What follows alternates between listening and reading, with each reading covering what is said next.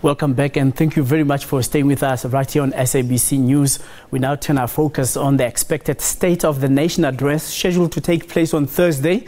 The annual event sets out the government's key policy objectives and deliverables for the year ahead. It also highlights achievements, flags challenges, and outlined interventions to unlock development interventions for the coming financial year. This year's SONA will be under the theme following up on our commitment to the people, making your future work better. Our guests are Mr. Bonang, who is the CEO of Business Leadership of South Africa, and the first Deputy President of COSATU, Mr. Mike Shingange. Good afternoon, gentlemen, and thank you very much for coming to our program. Afternoon, Bonang. I'll start with you, Mr. Mohale. Given that all SONAs look at the milestones of government and the interventions and also set out the program for the coming year, do you think President Ramaphosa will be having some praises when he gives feedback to the nation when he speaks on Thursday? If he didn't have some accomplishments that this ANC-led government has done in the last year, he will not be a politician. But what we expect as business is that he will talk much more explicitly about rooting out and defeating state capture, because that's stopping the bleeding. Secondly, I think he needs to be very explicit about the demand for South Africa to be transformed so that our businesses and the economy is broadly reflective of the demographics. Thirdly, he needs to be very explicit about how we are going to create jobs, because having 17 million people on social security when only 16 million are gainfully employed, only 4.8 million are responsible for more than 80% of the revenues of SARS is not sustainable. And then lastly, he needs also to be explicit about the economic growth, because if the economy is not growing, we're not growing the size of the pie, very soon we'll be talking about the redistribution of poverty, not the redistribution of wealth. So when it comes to COSATU, are you impressed with the track record? I mean, it has been a hectic 12 months for President Ramaphosa. So far, looking at the ups and downs of the economy of the country and the interest of the country to create jobs, is COSATU impressed? Well, indeed, it has been a very turbulent 12 months for President Ramaphosa since he came in. It has not been an easy ride. But for us, this State of the Nation address takes place in the context of a situation where a few weeks ago, the President, in his capacity as a President of the ruling party, said to South Africans what is it that his government intends to do in the next 5 years in the form of a manifesto, which has been communicated to the public in order for the public to give the ANC another mandate to govern. So our expectation is that that manifesto, that the State of the Nation address must depart from what we have come accustomed to, where the President will say something else on the January, say something else in February, and say something else when the budget speech is given. We expect consistency because we are quite pleased and happy with the manifesto as it is now. So we expect from the President the consistency with what the ANC has promised the people of South Africa. We don't expect the government to speak this way and a governing party speaking this way. That's the first and foremost thing that we expect, because it is in a context within which this SONA is taking place. Mr. Mohale, it's very good to talk about growing the economy and creating jobs. But then when you talk retrenchments, as we have seen in other sectors of the economy, the labor unions would not be impressed. They would not be impressed because their reason for existence is building constituencies like politicians. But if one accepts that the last 9 years were wasted, it was years of industrial scale looting. We have no less than 4 commissions of inquiry, the Nugent, Mohoro, and indeed the Zondo Commission. And there's still a commission on the PIC. So you can see that we are in a spot of bother. When you are in trouble, if you have a patient on the operating theater that has been hit by a train, there's no point in fixing the pinky to be perfect on a dead body. You need to stop the bleeding. We've just come back from the World Economic Forum, 48th Summit of Summits, my 9th. Our message was very clear. We spoke first and foremost about the need for this notion of an inclusive socio-economic growth. We spoke about ESCOM, because it is looming large. 419 billion debt has become permanent. If it goes down, all of us go down. Thirdly, we spoke about government institutions that need to be fixed. We spoke about the need for increasing foreign direct investment. When, as a country, you choose to be borrowed, it's like you go to a bank to borrow money because you don't have cash to buy your house. You play by the rules of the banker, whether you like it or not. And then lastly, we also spoke about the mandate and the independence of the South African Reserve Bank, because what contributes to increasing or decreasing your share price is just speculation, rumor, and sentiment. So when we speak ill of our own institutions, or we make pronouncements that don't help our economic recovery, we're really cutting our nose to spite our face. So when it comes to establishing certainty on the South African government's labor and the labor conditions, working conditions of employees, you'll find that unions from time to time would have a run-in with management of companies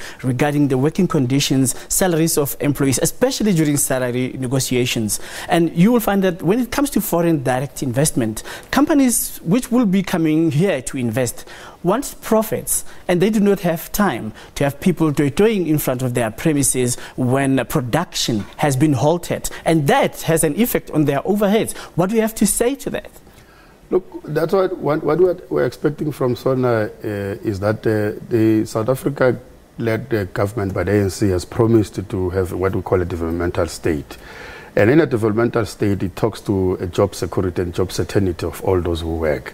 And in that context, we don't expect the talk of any retrenchments and the profit maximization at the expense of the workers. So the business to think that you can have a developmental state in the growth of economy when you don't have workers having jobs that are secured. For instance, if workers don't have future, if the poor do not have future, I don't see how business can see future for themselves without workers in this country. I don't see how business can see future for themselves when there's no money that is circulating amongst the South Africans because of jobs that have been created. So what are we expecting from the president to say? How first and foremost, for instance, is talking about this SOEs. We agree that SOEs for about 5 or 6 years has been looted, has been run down.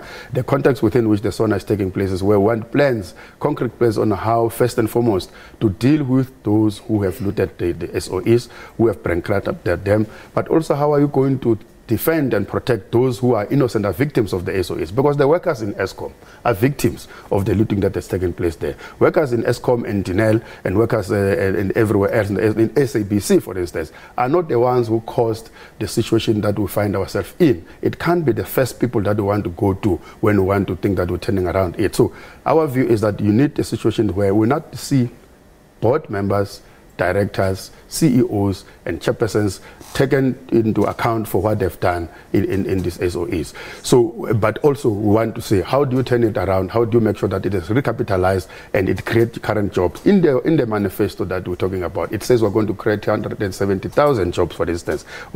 You can't do that thing when at the same time you are retrenching people. How do you retrench, create? How do you add on into the number of the people that which speaks to now, Mr. Mohale, credibility deficit that the leadership of institutions have suffered. What do you have to say to that? What is the message that has to come out of business leadership South Africa out of that? Absolutely, and you are absolutely correct. But also I agree with Mike, because he's speaking like business. Everything that he says he wants, we want, because this business leadership South Africa that I have the privilege of leading cannot be an island of prosperity in a sea of poverty. One of the key challenges facing boards today is to ensure that corporate decision-making is consistent not only with the wishes of the shareholders, but also a broader stakeholder community. Therefore, for us, we were the first ones to invite the President of the Republic to say, come and launch the youth employment scheme with us, where we want to create 1 million jobs in 3 years.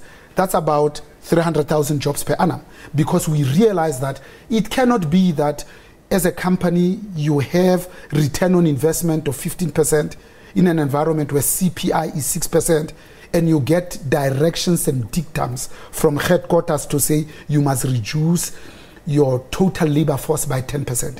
In South Africa, that must be resisted, because it's inappropriate 25 years in April into democracy, we need to be trying harder because a majority of our people are not reaching their potential, let alone their fullest potential. The way that our workers will have their self-esteem, self-respect to look after their own families, to build their own houses, educate their own children, rather than dependent on NSFAS and indeed social security. It's precisely because they want jobs. All right, I'm really not left with much time out of this. I want us to talk about a very sensitive issue, land expropriation without a compensation. I just wanted to say that it's not really going to be a walk in the park for South Africa to address this matter when it comes to residential land, commercial land. What does business have to say about this as a build-up towards State of the Nation address? What do you expect? Just very quickly. BLSA supports land expropriation without compensation because the bigger agenda is land reform.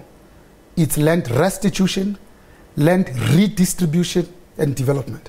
Section 25, Article 3A says, when conditions of fair and equitable have been fulfilled, compensation can be down to zero.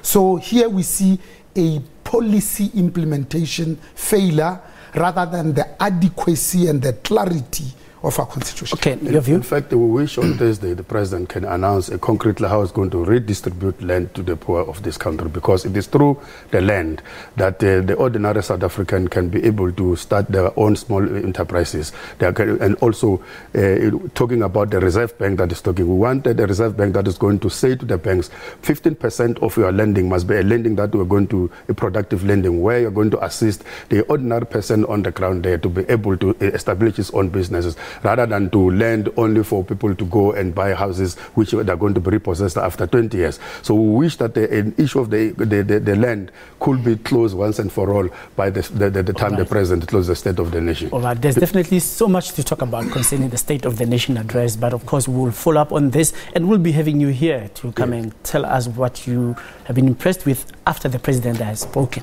All right. Thank you very much for your time.